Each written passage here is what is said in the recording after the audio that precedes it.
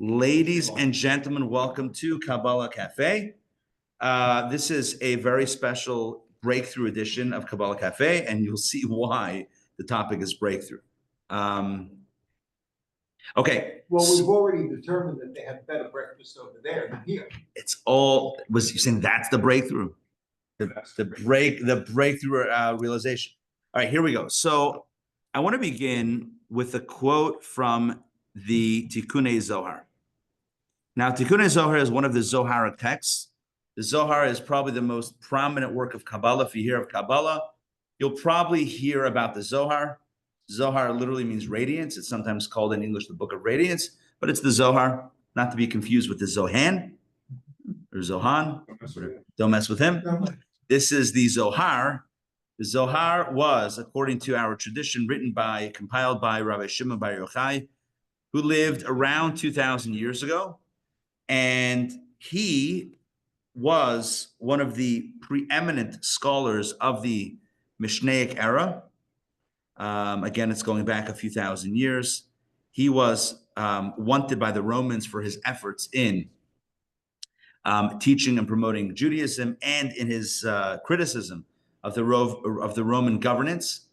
And he hid with his son, Elazar, in a cave for 13 years.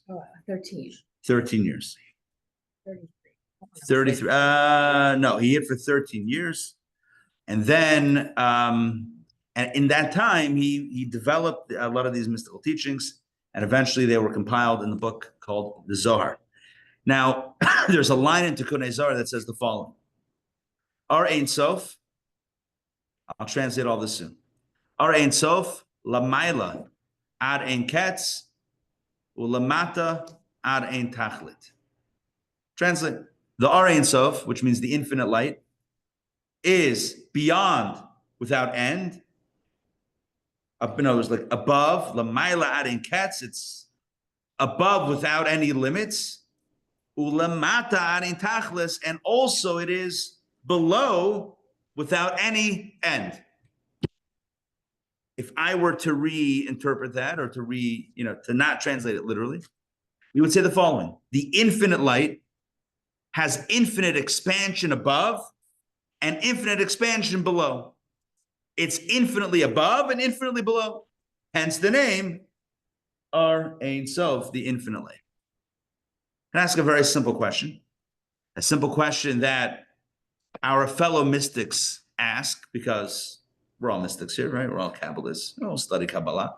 So our fellow Kabbalists of the earlier centuries ask, or the earlier generations ask, if you're already calling it the infinite light, the Ar Ein Sof, why do you need to specify that it's above and below? Above without limit, below without any end. Or, got it. I mean, if it's infinite light, it infinitely expands above and below. I get it. We called it infinite light. We already called it infinite. So what's being gained by saying Lamaila Ad Ein Ketz or Lamata Ein Tachlis? It's above without limit and below without end. Right? And what about the other directions? Like, why are we not talking about three dimensions? What does it mean? So the mystics explain the following: that with this, a door is opening to really an incredible insight into how creation unfolds, and how we all exist, and how God interacts with the world that he created. And in order to understand this, we're going to start from the second half of the statement first, and then work our way back to the beginning. So we said, Ar Ein Sof, the infinite light, is Lamaila Ad Ein Ketz, is above without end, and Lamata Ein Tachlis, and below without any limits either. Let's start with the end, with the second half. Ar Ein Sof, the infinite light, is Lamata Ad Ein Tachlis, goes down, down, down, without any end. What does that mean? So the way the mystics explain it is as follows: that Ar Ein Sof, the infinite light, is infinitely present even in the lowest of spaces. Now, this is something that maybe sounds obvious, but I'll tell you it's not so obvious. Would you say that there's infinite divine energy flowing through this table? It might seem a little strange if you didn't learn Kabbalah to say that God's infinite light is flowing through a finite table. That sounds a little weird, right? That may sound a little strange. Second. Or to say that in the stone that lies on the ground, that's sunk a half an inch into the earth, and when you pick up the stone, there's little, I don't know, little worms or bugs crawling underneath it. That the Ar Ein Sof, the infinite light of God, is present there as well. It would be weird to say that. This is what led many of the philosophers to believe Azav Hashem es haaretz, that God abandoned the earth, meaning he created it, and then he said, see you later. We've discussed this in previous sessions, the idea, the perspective, that God is a detached creator, meaning he created it, but not in a way that is super hands-on or super interactive. It would be logical actually to say this, because to say that God, that there's the Ar Ein Sof, the infinite light, is actually enmeshed in every single molecule, atom of creation, is actually maybe a little strange to say that. So many philosophers actually positioned it this way. They understood it this way. Imagine a king, and this is an example we've used before. Imagine a king who looks out of his palace window and he looks out onto the kingdom. He's not in the kingdom, but he's looking at the kingdom. So he's aware of what's going on in the kingdom. And when we say that, he's looking out the window, it's both literally and also metaphorically. In other words, looking out is literally looking out, but also looking out means there's an awareness of what's going on in the kingdom. So in a similar way, God is looking out the window, so to speak, at us, at our reality, but it's not necessarily hands-on enmeshed in it. Come the Kabbalists and say, no, that's not true. Kabbalah comes along and says, no. Ar Ein Sof lamata arin tachlis. There is no space in which the Ar Ein Sof is not. There is no space devoid of God's infinite light. Not God's compressed light, but God's infinite light is infinitely present in every single space of existence. That sounds kind of crazy, right? You would think that God might have delegated. But listen, I'm not going to hang out there, but I'll send. I got a guy. I got a property manager, right? They'll take care of it. If you need anything, call them, right? They'll fix it, right? If there's a leak, you need a light bulb, I got a guy. Here's the number. Call in case of emergency, right? The Ar Ein Sof itself is there. Who would fathom? Who would fathom such a thing? And yet that's exactly what the Gunei Zar says here. Wait, Ein Sof and Shekhinah. So let's hold that question. It's a good question. Shekhinah refers to a lower dimension. Shekhinah is usually Malchut of Atzilut. It's usually a lower level. Ar Ein Sof is, here's, I thought you were going to ask something else, but let me, so Shekhinah is a level of Malchut. Ar Ein Sof is beyond that, way beyond that. Ar Ein Sof literally can have two translations. You can translate Ar Ein Sof as the infinite light, or the light of the infinite one. The light of the one who is infinite. Ar Ein Sof could either mean the light is infinite, it's the Ar Ein Sof, it's an infinite light, or it's the Ar Shel HaEin Sof, or it's the light of the one who is infinite. So who is the infinite one? God. God's infinite light. So the infinite God's light is also called infinite light. The infinite God's light is called, not also, because God's not called infinite light. The infinite God's light is called the infinite light, the Ar Ein Sof. And that light is prevalent, is present in every single space. Lamata arin tachlis. Wherever you go, there's divine light, there's divine energy, infusing it, filling it, informing it, giving it life, giving it vitality, giving it animation, making it be. What's flowing through it is Ar Ein Sof, the infinite light. There is no space devoid of the infinite light. That's what it means. The Ar Ein Sof is lamata arin tachlis. There's no space too low for the infinite light. Make sense? What's the first half of the sentence? And by the way, I will say this. This expresses chesed. I said we would reference this chart. This is an expression of chesed. What is chesed? We've discussed this again many times in Kabbalah class. Chesed is kindness, but chesed, the energy of chesed, that's the application of chesed, is being kind. The energy of chesed is expansion. It's an expansive energy, right? It's an energy that's flowing outward. Our Ein Sof Lamata Arein Tachlis is an expansive expression of the Ar Ein Sof. It expands literally to every place, right? From top to bottom. There is no place that it cannot or that it does not expand to. It is the infinite, ultimate, infinite expansion everywhere. Lamata Arein Tachlis, even to the lowest dimensions. Ramon, good morning. Good to see you. So it goes all the way down. That's an energy of chesed. Chesed means open expansion, open giving, without limits, without borders. That is what Ar Ein Sof Lamata Arein Tachlis means. It's all the way down. You know the expression "turtles all the way down." If you don't, you can Google it. Okay, I'll tell you this. There's once this astrophysicist giving a lecture, explaining how the world came to be, how the world, how the universe, galaxies, exist. The end of the lecture, it's an hour-and-a-half lecture. Woman puts up her hand in the back and says, "I'm sorry, sir, but you have it all wrong." He says, "Tell me, what did I get wrong?" She's like, "Everyone knows that the world, the way the world, planet Earth exists, is that it's sitting on the back of a turtle."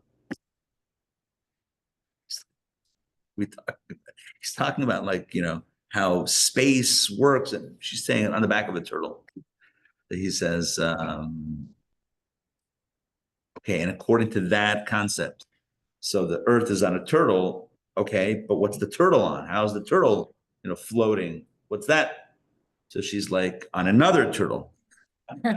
He's like, and what's that turtle on? He's like, sir, she says, sir, there's no point continuing to ask. It's turtles all the way down. That's the expression. Turtles all the way down. You'd use it as a party favor, as you wish. Oh, is it turtle on? This is interesting. Look, Ar Ein Sof Lamata Arein Tachlis means it's Ar Ein Sof, the infinite light, turtles all the way down. It's all the way down. You're not going to be, oh, but what about infinite light? But what infinite light? There's not going to be any place where it's not infinite light. Oh, I was waving to somebody. Oh, Sorry. Got it. So, well, no, you bought the laptop. Done. Now, right, that is true. That is true. Now, back to the discussion to understand, to uncover the mystery of the first half of the statement from Tikkun Yizar. Ar Ein Sof Lamayla Arein Ketz. Ar Ein Sof, the infinite light, or the light of the infinite one, either way, is infinitely above. It's above or beyond without any limit. What does that mean? So you might say, well, directionally, maybe we're saying it's both below and above. But that doesn't make sense. Because once we say that the infinite light is everywhere, even to the bottom, then it means it's also on the top. Are you with me yeah? Does that make sense? If we're saying it's shining all the way through, you don't need to tell me that it's also back up there. Like, we got that. It's starting from there and it's going all the way through to every single molecule of existence, and every single thing, there's the infinite light flowing through it. So what does it mean that it's Lamayla Arein Ketz, that it's above without any limit? What does that mean? Kabbalah explains the following. It's actually referring to the opposite ability that God has, which is not the ability of expansion, but the ability of contraction. And what does that mean?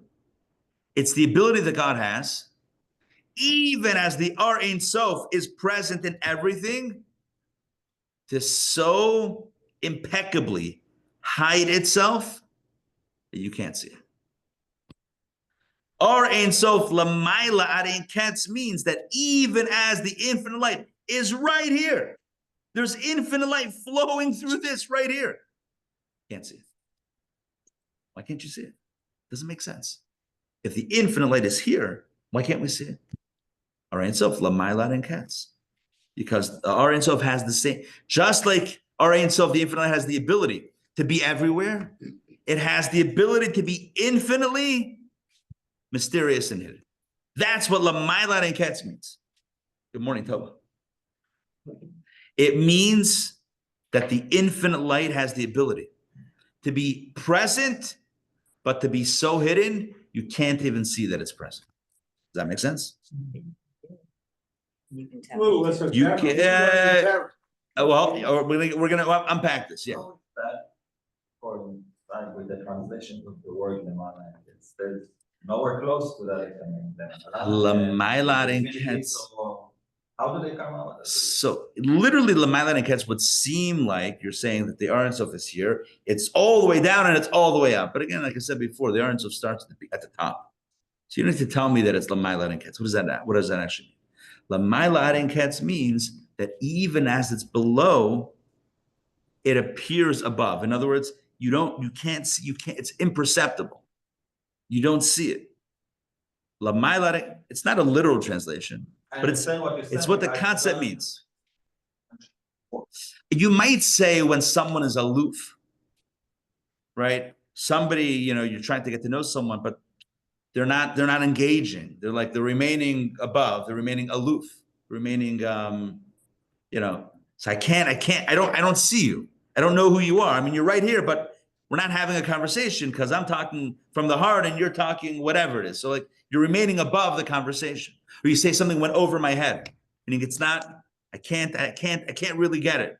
So we do use the idea of lamaila, of above, not in the literal spatial sense, like physically above or below, but in the more conceptual space. So I think that's how it's being used. Lamaila and Ketz means it's infinitely above, beyond, transcendent, imperceptible, behelem, b'tzimtzum, etc. It's infinitely hidden. That's kind of the way that it's being used. In conversation, by the way, if you touch that spot, it's like when you talk with somebody and you see that it's not with you, you say, what are you like? Where are you like flying? You're floating in the air, right? We're like floating somewhere, come down back here. Right. In a similar way. But in this context, it doesn't mean that God is actually detached. I mean, this is something we'll develop in a second, but it means that he's not allowing himself to be perceived in a way to our naked eye. Now, to your point, Belinda, we can perceive with our mind's eye. We can use meditation and study and our other senses, perhaps, to tap into that reality. But it means on a very tangible, visible level. You can't look. If I were to tell you, I mean, it's like a weird thing, right? It's like if something is here, then you should be able to see it. I mean, if it's here and if it's everywhere, I know I always go back to this, but here we are. Once again, back to the Matrix, right? If you think about the Matrix, what's the whole, if you've seen it or if you remember it from back in the day, at least a little bit, I forget the plot line. Like plot line is, it is what it is, but like the concept that things are a simulation, that it's just like a video or like code or a program or whatever it is. And if you could see the truth, you would see that all that looks real is really just like letters and numbers, really a code, right? It's all just a code. So like this is letters of our Ein Sof, right? Infinite light flowing through everything. That's what this is. But we don't see the code. All we see is the exterior. So there's two elements to that. Number one, the code is here, Lamata Ein Tachlis. And at the same time, you can't see the code, Lamala and Ketz. The code, this is nothing but divine code, infinite light code. And How do we know? And yet you don't see it. Kabbalah is to receive, so you turn the receiver. Like there are radio waves, Oh. microwaves that we can't see or hear. Unless you have the right tuning. Tune in. Love that. Love that. Right? That's why we're here. To learn this and to tune into it. What did you say? What was your How do we know? Oh, how do we know? This is received wisdom. Listen, at the end of the day, it's a matter of this is a matter of belief, right? Yeah. Just to define Ein Sof, that is this the existence of existence? Is this God or is Ein Sof is beyond what we would call God. We would call Ein Sof God, but it's beyond God. Because I think God, in Kabbalah, various names of Hashem are references to things that Hashem does, as opposed to who Hashem is essentially. So it's like God as creator, and we talked about this a little bit in the last few weeks. God as creator is one hat that God wears, as it were. I know I'm using the word God, and I just said beyond God, but whatever. Language, stuck. trapped inside language. So like, you know, God as creator is one dimension, but Ein Sof is, it's literally Ein Sof means without limit or without definition. Ein Sof also mean, I think it's an internal thing where Ein Sof is our direction to see God in everything. So that would be the lamata. So you're saying something good, but let me just get back to defining Ein Sof. Ein Sof is probably the best shot that Kabbalah has to trying to refer to the source or the essence of God, beyond names, beyond anything. It's not even a name. It's just it's just saying no limit. So it's like, it's trying to be the most, not abstract, but the most like touching the core. It's like the core. It's like the core, right? The etzem, the essence, the core, beyond any definition, beyond any description, beyond anything. In fact, in Ein Sof, we can't even talk about things like koach, like ability. It's yecholet. It's possibility, not even ability. It's like such a subtle space. You can't even say that God possesses the power of there. I think Maimonides even said that it's actually there to describe the Ein Sof in terms of what they aren't. Correct. In a negative, not this, not that, because you can't actually pinpoint what it is. So the way that Kabbalah refers to that dimension that is unknowable is Ein Sof, because you can't limit it. So it's, we're saying, with no limits. Now, what is it? We're not defining it. Exactly, to your point, we're undefining it almost. We're saying what it's not. It's not without limits. What is it? Anything you say, anything we say is going to be a limitation. Even saying without limits sounds like a limitation. But what are we going to do? You're trying to say that, I mean, there's nothing to say. So then, I mean, we could all just go, I don't mean literally, but like we'd all like pack it up and go home, sort of, and like say, well, why are we bothering with trying even to discuss this? But this is terminology of Kabbalah. So Ein Sof is no limit, the being without, or that which has no limits, God's essence. The Ar Ein Sof is the expression of that. It's the light of that. It's not the Ein Sof, it's the Ar Ein Sof. It's the light of that Ein Sof.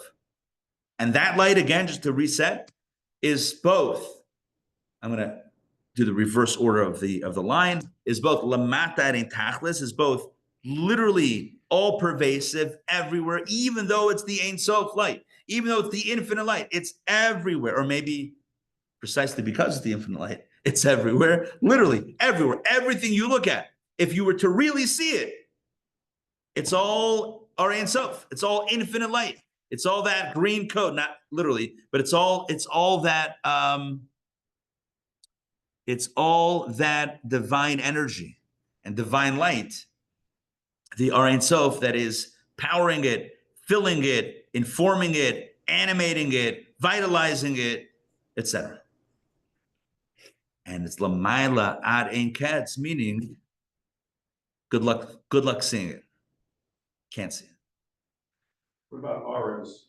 Auras. If you see like a wave of something, or we are given access to see certain things, but Ar Ein Sof Lamaila ad ein ketz means that at the core, when you typical situations, when you look at a thing, you typically see the thing, the outward manifestation of it, and not the internal code, the divine code of it. You don't see the Ar Ein Sof.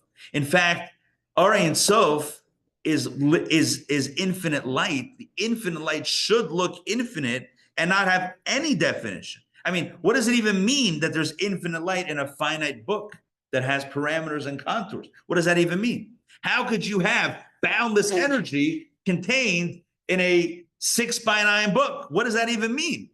How does that even work? I don't know, right? We don't know, but that's how God compresses, or whatever it is, his infinite light in this. And at the same time, Lamaila ad ein ketz means that we can't see it. What you see is a book. Now, can you study, meditate, pray, reach a space where you don't? Sure. I've shared this many times. The Alter Rebbe, the founder of Chabad, shortly before he passed away, he said to his son, what do you see? His son said, his son said to him, I see the table.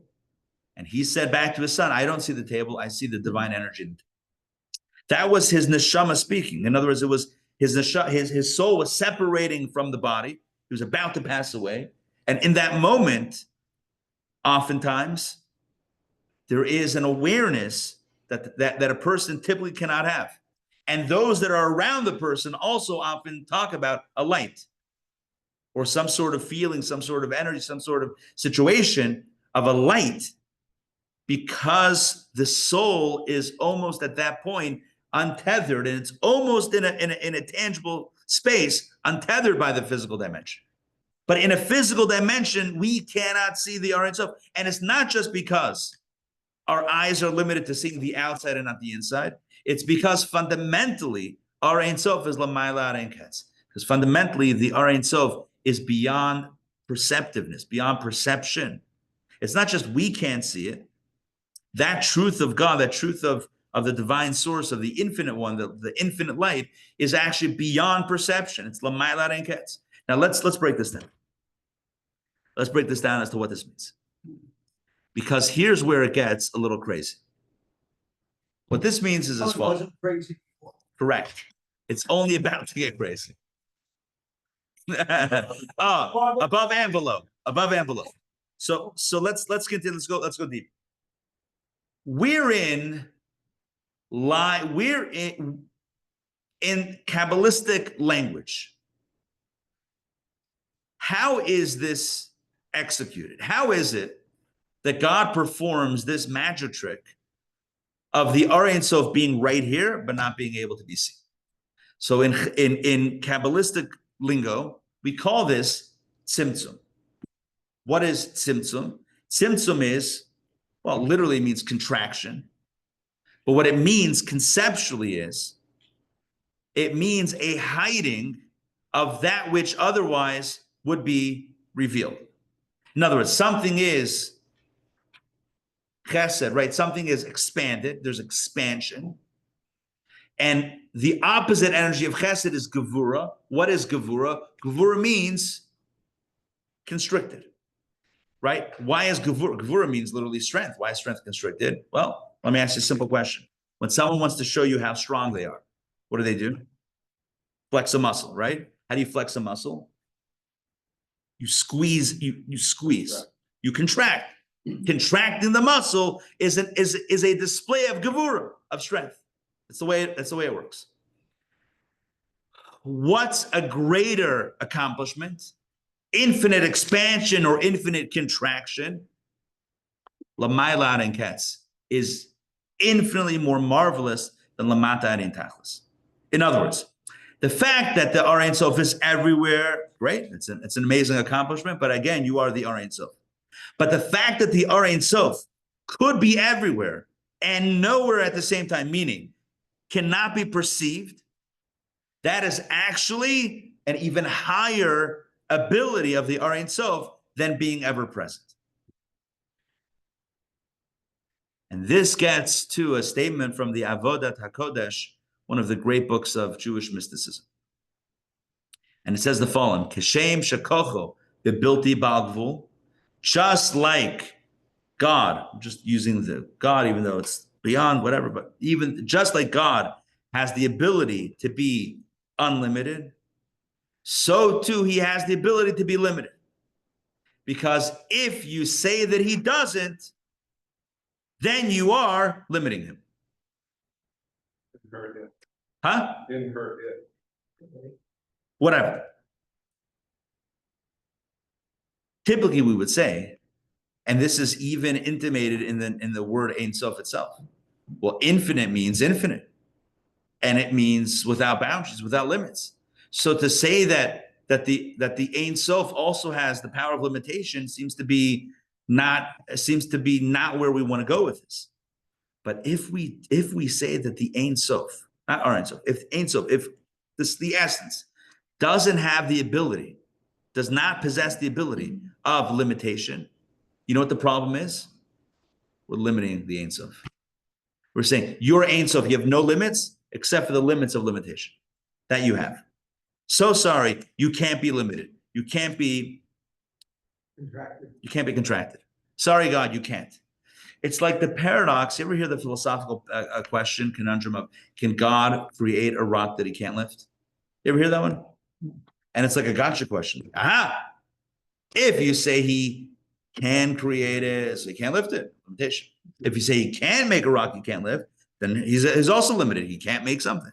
So what's the answer to that conundrum? So Kabbalah would say the following. Very simple. Can he make a rock that he cannot lift? Absolutely. Yes. And then he can lift it. Okay. He can make that rock that he can't lift, and then he can lift it. It's the ultimate of possibilities.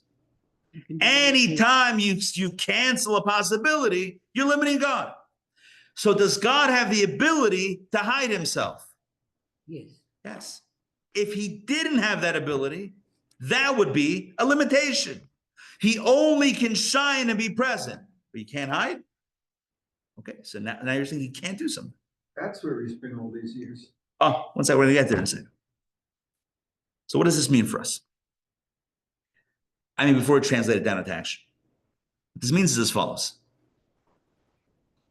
The tzimtzum is where God hides himself. The tzimtzum is divine contraction. It says in Kabbalah that before creation, it was just God, or the Ein Sof, and his Or. Hayehu ushmo bilvad. It was him and his name, and that's it. Name is revelation, is light, because a name is like how people relate to you. It's like your handle that is revealing itself to others. They know you by your name, etc. So it's a euphemism for light. So before creation, just him and his light. And in that space, all you see is God's yecholet, is God's ability to shine, lahoyer, to shine. Where do you see that from? There's no one else to see it. Right, there's no one to see it. But what is on display objectively? God, the essence and the name. In other words, the essence and the light. The moment there's a tzimtzum, the moment there's a contraction, the tzimtzum contraction is very prevalent Kabbalistic conversation about how the world is created. The moment you have a tzimtzum, the moment you have a contraction, a constriction, a limitation, etc., within the divine that is self-imposed, now you see what's on display is the ability shalolahar, the ability to not shine, which is an equal yecholet, which is an equal ability within the Ein Sof. If the Ein Sof, the infinite, is really infinite, then it can shine and not shine. If the infinite can only shine, is stuck in on mode, it's a limitation. Just to share with you, this morning, I was filling up with my son. We were filling up some pitchers of water for a coffee machine. And so I filled up 2 pitchers, and I told my son, fill up the other 2, and then, bring them in and, lock the door to the kitchen. Okay. Comes to me a minute later. He's like, I can't turn the water off. So I'm like, oh, shoot. Like, uh-oh. Now we got a problem. So I go in there and I'm like turning it both ways. It's not turning on. And the water is coming out. It's coming out hard. So I'm like, which way do you turn it? I'm trying to figure it out. And then I tried like the other, like that was like the one on the right, I tried the one on the left, and it turned off. Okay. If you can't turn off the faucet, it seems like, well, unlimited water, right? I'm not talking about the bill right now. I'm talking about the concept, right? If it's shining, if it's flowing, great. But it's not all the possibilities. If you're really infinite, then you have infinite possibilities, the one to shine and the one to not shine. Ar Ein Sof lamata arin tachlis. That Ar Ein Sof is everywhere, all pervasive, reflects his ability to shine everywhere. Lamayla arin ketz. That God is infinitely hidden, even as he's present, expresses his ability to not shine, which is a deeper ability. It's actually a deeper ability, it says in Kabbalah. Now, why? That might be a more elaborate discussion, but the ability to not shine, the ability to hide, even as you're right there, that's a deeper ability. So what does this mean? So typically we say that no matter what's going on, no matter what kind of darkness is around us, right? Hashem is here with us. God is with us. Even in the darkness, God is with us. But according to what we learned today so far, we would have to rephrase that. It's not that God is with us even in the darkness. Who do you think the darkness is? What is the darkness? What is the actual darkness? Which is a mind-blowing realization. When you realize that there aren't two realities, the reality of darkness or the absence of, etc. And as long as there's supervision, we're okay, right? There is supervision, right? Yeah. All right. It's a big kid, yeah. All right. That's exactly what we're looking for. It's a runaway. It's a runaway situation. All right. They keep coming. There's a lot of kids. Listen, when we do Sunday Kollel, that's it. It's we get all the kids. Back to the point, because I was just making a In the darkness. What is the darkness? what is the darkness if not God?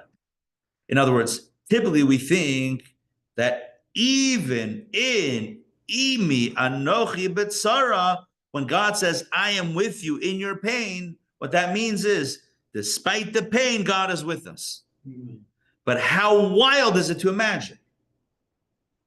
And this I know raises a host of theological, philosophical, and emotional questions. But how mind-blowing / eye-opening is it to say that it's not that there's God in the darkness, but the darkness itself is nothing but God, because there is nothing outside of God. Even that which appears to not be God is just God in God hidden mode. There's two modalities of God. God is always present. There's two modalities, either God visible or God hidden. But everything is Ari Ein Sof, which means there was a false construct that I set up before. I said, when we look at a book, right? Ari Ein Sof Lamata Ein Tachlis means that the book is what's flowing through this book is the infinite light. Lamaila and Katz means that we can't see it, which opens us up to a new reality. Even the outside that we do see is also the Ari Ein Sof. You with me? Are you saying we're not really seeing the outside? No. The outside that we see that's hiding the inside, that's also God. That's also Ein Sof. It's all Ein Sof. Turtles all the way down. Did that last point land anywhere? Yeah? Let's do it again. You could say that there's the outside and the inside. The outside is the facade. The inside is the truth. Turns out when you push a little bit deeper, you realize it's the outside that's hiding the inside. But who's hiding the inside? That's the ability of God, which means that this outside is no less Ari Ein Sof.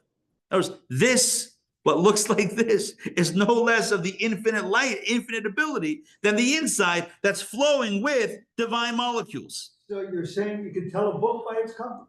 Correct. Does this make sense? Ish? At all? Sort of? Yeah, and then when we say this is a facade, or these are Correct. Distractions. or It's these the are- outside. Yeah. If you only to see the matrix, you would see the Ari Ein Sof, the infinite light flowing through it. Play this out. What is the idea of Tzimtzum? What is the idea of the concealment? What is the Lamalan and Ketz? What is the invisible part of the divine? It's the part that looks like the outside and not the inside. Well, guess what? That is an expression of God also, meaning that is also God. The outside exterior is no less Ari Ein Sof, is no less infinite light than the interior Ari Ein Sof that's powering it. All right. So that's the truth of existence. The truth is that God is not even in the darkness. The darkness is also God. Good morning. Because there's nothing devoid of the divine. There's nothing outside of God and of God's purview. Not the light, not the darkness. It's the ability. No, he was on. Pushed you on. He was following. Yeah, he was on. It's the ability to shine and the ability to not shine. Both are Ein Sof. Both are Ein Sof. The Ein Sof, the shining part, is the power of Bligvul, of unlimited, as it were. The power of hiddenness is the power of Gvul, which means the limitation, the challenges, the darkness, the parts, the times, the things in life, and the moments in life that seem to be ungodly are also an expression of godliness. That was my third attempt. I hope it's landing. But then all the questions are why, and we can't know that. So we can't know that. So no, the emotional questions are: you're telling me that God is there in the dark, in the horror, in the etc. I mean, those are questions that we can't wrap our heads around. That. But to say that there's anything outside of God is to essentially say that there's two forces in existence. It breaks monotheism. That's the problem. This is the only, if monotheism, Hashem Echad, God is one, if that's real, then it has to go all the way. It can't be like God is one until we get to human free choice, and then we have two realities. But at least God handed it over. So then why not just say that God handed over the world to another power? Then you might as well go there. If we go all the way up to human free choice and we say, at that point, God takes a step back and says, this is your arena, then Azav Hashem Azaris, then God also did the same thing with the world. The God's playing golf, Pebble Beach, the supernal Trump, one of the Trump courses. we're not gonna, right, God is playing somewhere, whatever, and the next thing you know, the whole, then all of this is just detached. What do you gain by, like, no, I'm drawing the line with me, not with the whole thing. Very arbitrary. You have to, if Hashem Echad is real, then it means one thing. Ein Sof, Lamater in Tachlis, Lamaylan and Ketz, it's only one reality. And the reality has both the light and the shadow, but it's all part of the same reality. It's Lamater in Tachlis and Lamaylan and Ketz, and it's the same Ein Sof. I know I'm using a lot of Hebrew today. So, But here we are. regarding human mistakes or human evil, are you saying that it's part of the process versus we're not judging how God thinks about our actions? We're just saying it's still all we're part of God and we're going by instinct. So therefore, There's divine energy and light flowing through everything. And even in the stuff that doesn't look like it, that's only because God has the ability to hide himself. But who's hiding God? Himself. So even that which seems to conceal God is really nothing but God concealed. Concealing himself. Within ourselves and within our decisions. And There's nothing outside of God within ourselves. It's still God. Correct. Correct. Exploring and But we don't see it. We see the outside. We see that we see there to be a false dichotomy or a false, binary choice, like either me or God, or dark or light. And meanwhile, that line from Tikkun Zohar, Ein Sof is Lamaylan and Ketz Lamatei in Tachlis, that means is God is both simultaneously, the light and the shadow, the revelation and the concealment, the light and the tzimtzum. God is both simultaneously. God is here and is not visible here. But it's not that God is not visible here. It's that which we see that does not look like God, that's also God. That's what I was saying. It's not There's just no that. winning. We're not trying to win. No, but it's all God. That's the Dodgers are trying to win. It's all God. The Dodgers are winning because they're signing everybody. evil. Oh, it's Caston, so it's good. We're happy for Caston. Evil is also a process of God. Evil. But see, that's the thing. I want to avoid. I know I brought it up. I'm trying to preempt the question, so I want to leave evil aside because it gets Personal decision. So I kind of want to leave that aside, but just to say the one thing, that at the core, everything is our Ein Sof. Our Ein Sof is everything, is flowing through everything, is every experience. It's both Lamata and Tachlis, it's everywhere, and it's Lamata and it's hidden. So we don't see it. We don't perceive it. We look at the outside. We see there's an outside and we believe there's an inside until we have Kabbalah that tells us that the outside is also the inside. The outside is the same stuff as the inside. It's not like the outside hides the inside. What is the outside if not the inside? What is the outside if not our Ein Sof? What is the outside? What is the concealment? What is the darkness if not another permutation or another expression of the Ein Sof itself? The ability to shine and the ability to not shine, or the ability to conceal itself. It's like the turtle is of the shell of the turtle is also the turtle. Turtle's all the way down. No, literally, it says this in Mineu Bay, right? The shell of the turtle is coming from the turtle itself. So where does this leave us? First of all, this leaves us, hopefully, a little bit of an expanded consciousness, expanded awareness of reality. But I think that it importantly tells us something. It tells us something important about life. You know, life, it's easy. Life is easy to navigate when it's easy. And I wrote in the email entitled Breakthrough, Kabbalah Café Breakthrough, I sent last night, that it's easy, you know, when things are flowing smoothly, everything's great, right? Firing on all cylinders, right? Spiritually, physically, everything in between, it's great. And then we have moments in which we struggle, in which either we hit a wall or a wall hits us, right? Either we drove into it or it moved into us as we were driving. I have no idea where that tree came from. It went right into my car. Like that sort of thing. And in those moments, it seems like disaster, things are falling apart, whatever. And in our personal lives, there are days that we wake up excited, motivated, ambitious, curious, with an open heart, with emotions that are as they should. And then there are days that we wake up and we feel sad, depressed, we feel lonely, we feel unmotivated, right? We feel sluggish, we feel maybe despondent, we feel like, what's the point? Another day, what's going to change? What's different today about yesterday or about tomorrow? It's all the same. It's all endless, endless cycles of days. What's the point? And Kabbalah teaches us that it's those moments of challenge, whether the challenge is coming from outside or inside, or those moments in which we hit something, hit a wall, so to speak, that are intended to provide the greatest breakthrough. In other words, the gains in life, the advances in life are not only in the days that look bright, but also, and maybe more specifically, in the days that look dark.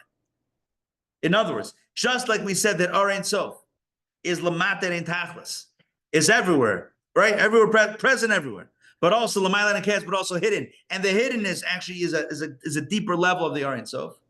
The same thing is true with our good days and our not so good days. If God is everything, okay. And if our bad days are to teach us something, okay. But if God is everything, where's the free will? Good question. Everywhere. Part of God. Or not choosing I mean, God. that sort of eliminates free will as far as. It sort of eliminates us as separate entities. If free will was a declaration of I am my own person, and God is not here because I get to choose this, then what we're saying today, this radical Kabbalah that we're teaching today, and it's not my Kabbalah, this is like OG Kabbalah, which is radical, is trying to like blur that line a little bit and say, you can't really, as a human being, say, look at me. God is not here. I have my own space, right? Even God granted. I mean, just say that with the angels. They're running their own show. Say that with the world. The world is running its own show. By the way, some people say that. Kushner wrote a book, right? Why do bad things happen to the people? Or something like that. Yeah, it wasn't. And his conclusion was that human beings have free choice.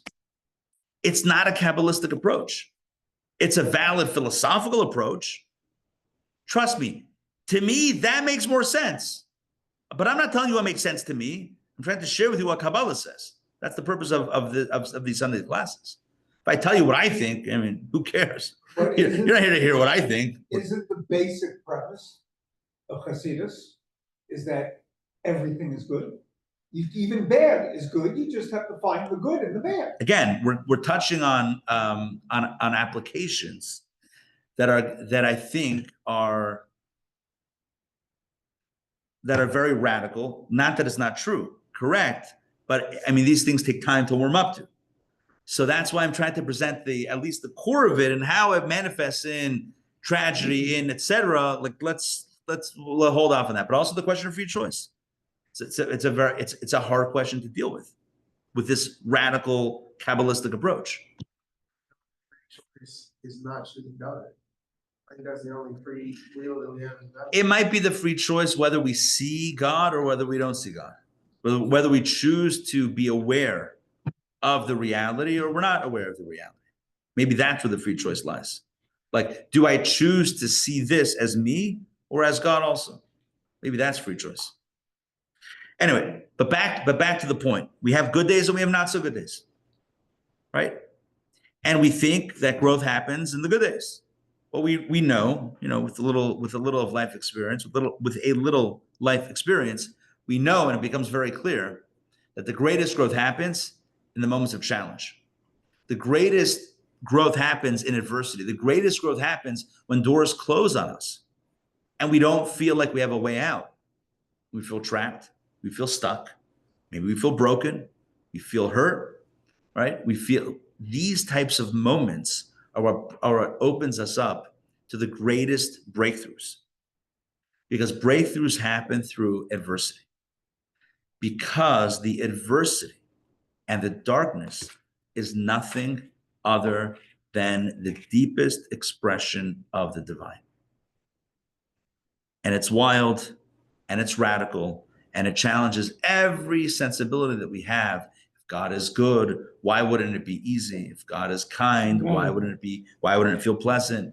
Right? If God loves me, why don't I feel loved? Why can't it flow smoothly? Why does it hurt? Why is it complicated? Why is it challenging? Why is there so many dead ends? Why do I try and not succeed? Every time I try, all of these questions are valid, and I have the answers to none of them. But what I'm sharing is a truth that I think all of us that have gone through life know. And when we're in the middle of a challenge, there's no way to feel almost that this is, for a breakthrough. I can say not always. Oftentimes we don't feel like that. But in looking back at moments in our lives where we felt stuck, where we felt like pushed against the wall, we can see so often that was the time when the breakthrough was happening. It was the time when the breakthrough was happening. Kabbalah used the analogy of a seed. You take a seed and you put it into the ground. You plant the seed in the ground. What happens to the seed? The seed, well, before it grows, the seed breaks apart. It disintegrates into the earth. If the seed remained a seed, imagine if you were to take a seed and paint it with a varnish, lacquer. All right. Shellac, right? Paint it with a clear coat that basically keeps it protected. You put the seed into the ground. Is it going to grow? What? But I protected the seed. It's not how seeds work. The seed has to break open. The seed has to become vulnerable. The seed has to break apart. The seed has to lose everything that it knows, everything that it has, everything that it is. It has to literally break down before it can be transformed into something exponentially greater. You want a seed? Lacquer it up. You want a tree? It's got to break open. In life, it's so true. In life, it's so true. Human beings naturally, obviously, we're humans, we're people, we have feelings. We try to protect ourselves from getting hurt. And we try to avoid, in many ways, we avoid conflict and disappointment and disaster and failure. We avoid these things. It's like trying to not fall while riding a bike or trying to not slip while learning how to ice skate. We protect ourselves so much, but we're not skating. We're not flowing.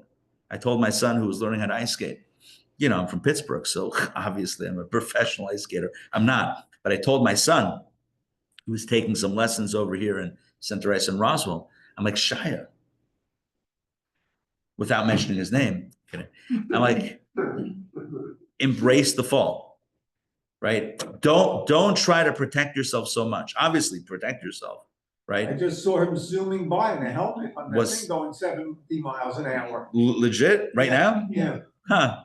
He goes really fast. I love him like a son. He's got that helmet on though. He better have that helmet on. Was there one with him on his shoulders? All right, well then, to have a schmooze. All right. I didn't see that in the window behind you. Back to the story. You know, if you're learning how to ice skate and your entire thought process the whole time is not, don't fall, you're not learning how to skate. You're just not falling. So you're being cautious, you're being tentative, and you're not going to move. You're not going to learn how to skate. You have to be open to the experience. A seed has to be open to the full earth experience. I'm a seed, right? I'm now being put into the earth, and that's it. This moment requires of me to open up, to break open, to break down, to bust out of my shell, literally and figuratively, to become part of the earth, to then grow into a tree, which is exponentially greater. You want a bigger seed, or do you want a tree? Growth happens. You can grow. People can grow protecting us. You can grow, but you'll become just a bigger seed. You're going to become a tree. Radical growth, right? Becoming something new, something different, something better than the current iteration. Typically, it happens through adversity. Typically, it happens through challenge. Now, why can't we just feed the seed? You feed the seed and keep it in a pleasant environment, you'll have a bigger seed. You want it to change? It's got to hit a wall. But today, hopefully, I planted the seeds, all puns intended, of why that works. If you realize that the adversity is not some sort of external, right, outside of God experience that's, snuffing out what's good and holy and beautiful and godly, but rather that too is God and on a deeper dimension, because the hiddenness of God is even greater than the revelation of God. If that's the case, then we realize that when we hit a wall, that wall is the highest source. And it's an invitation to reach deeper inside. It's an invitation to look deeper inside. It's an invitation to produce something new, something that we have not yet produced. That seed in itself is exceptional. The what? The seed in itself, proves there's a God. The seed is unbelievable. What's that? The seed is unbelievable. Right, a seed. I mean, there's a tree hidden in there. It's crazy. Where did it come from? Where did it come from? Literally, where did it come from? I'm looking at this. That started with a little seed. It's wild. It makes no sense. Where did it come from? And here's the crazy thing. We're like, yeah, that happens. As if that makes any sense. As if that makes any sense in the world. But again, Kabbalah says, but even break it down further. It's not just, well, maybe the seed is a mini tree. It's not a mini tree. It has to literally break open and disintegrate into the earth before the tree can come out. It's amazing. It's craziness. There must be a God. Listen, if that's what we accomplish through this class, Dayenu. That itself is enough. That there's a God, that we all acknowledge the God, great. But like the footprints poem. And Yeah. They ask, why in my darkest time do I only see one What's set? You look Because that's when I was carrying. right.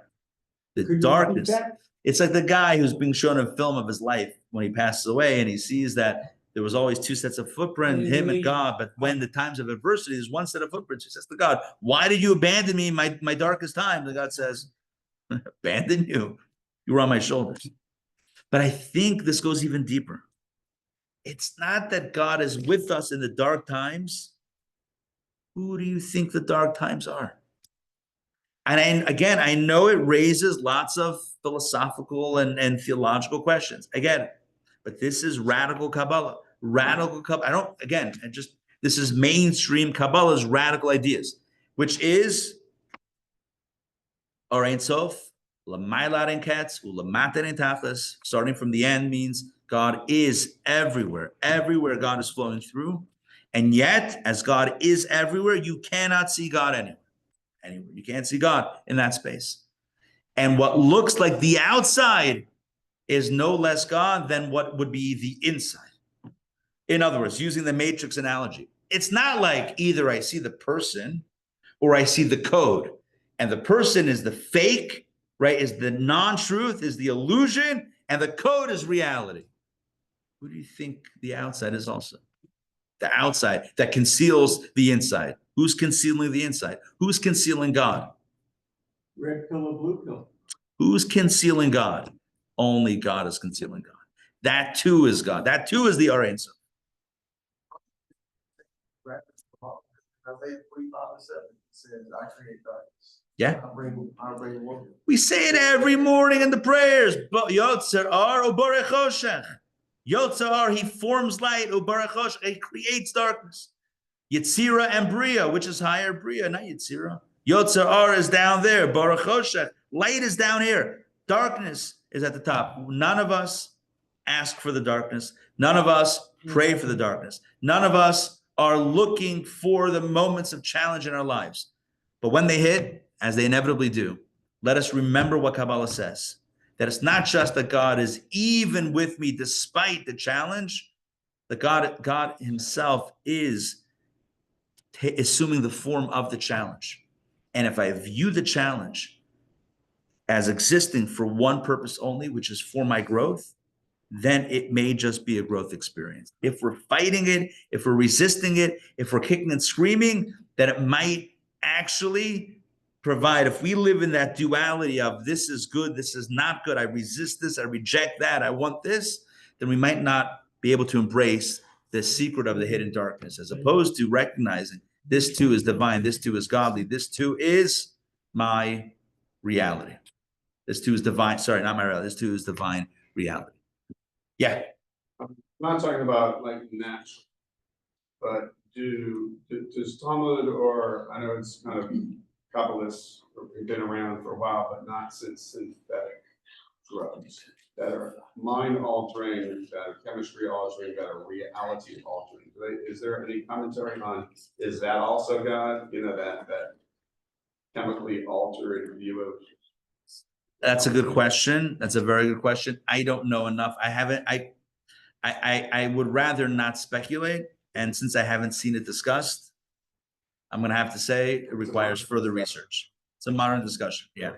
So homework for this week. Homework for this week. Find God in everything or in something that it's hard to find God, and then come to the conclusion that which made it hard to find God was also God. All right. Thank you very much. Thank you. Well, thank you very much. You guys are phenomenal. Any questions, comments?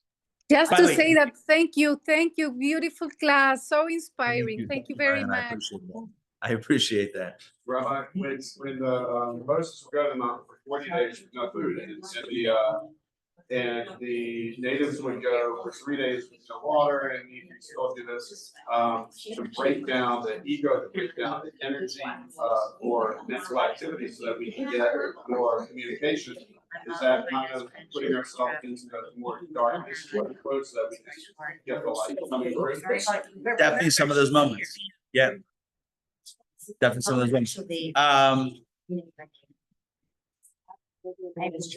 Sure. Yeah, let's talk about that in a second. All right. Good to see you guys. Matt, Dr. Maxey, Alex, Shoshi, thank you again.